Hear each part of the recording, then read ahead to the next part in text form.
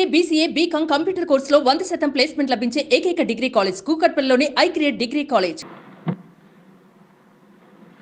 అధ్యక్ష, ఈ సబ్జెక్ట్ మీద శ్రావణ్ గారు, రాజు గారు, నరేంద్ర గారు, సాంసరా గారు మాట్లాడటం జరిగింది. అధ్యక్ష, వాళ్ళు మాట్లాడితే కాదు, గౌరవ సభ్యుల మనోభావాలన్నీ వాళ్ళు చెప్తాం జరిగింది. ప్రధానంగా నరేంద్ర గారు అడిగారు, శ్రావణ్ గారు కూడా అడిగారు, సాంసరా గారు కూడా అడిగారు. అధ్యక్ష, తప్పనిసరిగా నాడు నేడు పైన ఒక ఎంక్వైరీ ప్రభుత్వం వేస్తుంది, అంటే ఎలాంటి సందేహం లేదు.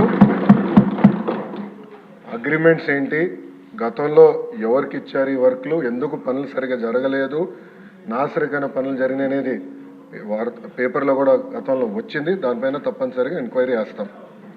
రెండోది, సాంసరా గారు చెప్పినట్లు ఫేజ్ 1లో కొన్ని భవనాలు కట్టారు, కానీ అది మూసేశారు, అంటే వాడట్లేదు. ఏకంగా స్కూల్స్నే మూసేసే పరిస్థితికి వచ్చారు. తెలుగుదేశం, జనసేన, భారతీయ జనతా పార్టీ విధానం ఒకటి. ప్రభుత్వ పాఠశాలల్ని మేము బలోపేతం చేస్తాం. ప్రైవేట్ పాఠశాలలకి ధీటుగా ప్రభుత్వ పాఠశాలలు తీర్చిదిద్దాలనేది మా లక్ష్యం. అందుకే చంద్రబాబు నాయుడు గారి నాయకత్వంతో మెగా డిఎస్సి కూడా ప్రకటించాం. ఉపాధ్యాయుల పోస్టులు కూడా భర్తీ చేస్తున్నాం. నెక్స్ట్ ఇయర్ ఏదైతే స్కూల్ ఓపెన్ అయ్యే సమయానికి ఉపాధ్యాయులు కూడా పకడ్బందీగా మేము ఏర్పాటు చేస్తాం. దాంతోపాటు రాజుగారు ప్రధానంగా ప్లే గ్రౌండ్స్ ఏర్పాటు చేస్తే బాగుంటుందని కోరారు. ఉపాధి హామీ పథకంతో అనుసంధానం చేస్తాం. పవనంతో నేను చర్చిస్తాను. ఆయనతో పాటు మన స్పోర్ట్స్ మినిస్టర్తో కూడా ఆల్రెడీ డిస్కషన్ చేశాను.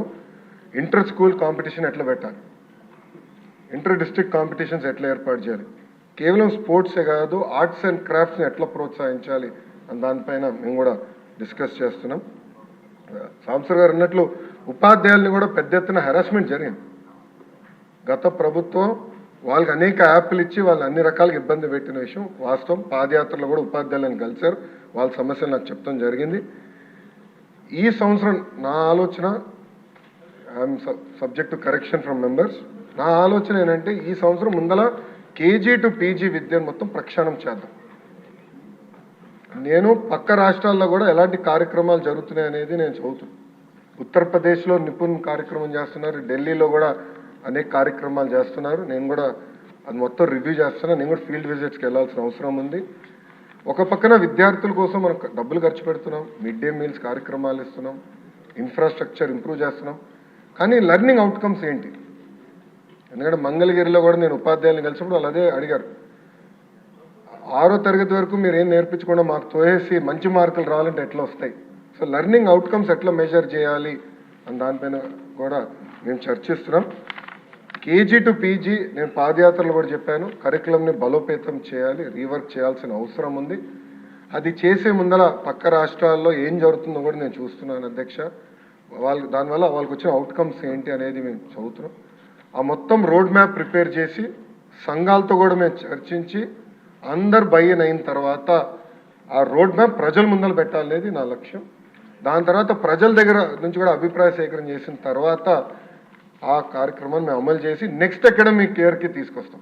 అంటే గత ప్రభుత్వం లాగా రివర్స్ టెండరింగ్ అనే హడావిడిగా చేసి పోలవరం ఎట్లయితే సర్వనాశనం చేశారో అలా నేను చేయదలుచుకోవాలి విద్యా వ్యవస్థని. విద్యా వ్యవస్థలో కూడా అనాలోచిత వల్ల చాలా దెబ్బతిని సిబిఎస్ఈ కరికులం అన్నారు, కొన్ని స్కూల్స్ ఏమో CBSE curriculum with CBSE examination అన్నారు, మళ్ళీ మధ్యలో ఐబీ అన్నారు, తర్వాత టోఫెల్ అన్నారు, డిక్షనరీ అన్నారు. అంటే కొంచెం గందరగోళంగా ఉంది. ఇది మొత్తం కొంచెం స్ట్రీమ్లైన్ చేయాల్సిన అవసరం ఉంది. ఎందుకంటే మన పిల్లల భవిష్యత్తు దీనిపైన ఆధారపడింది.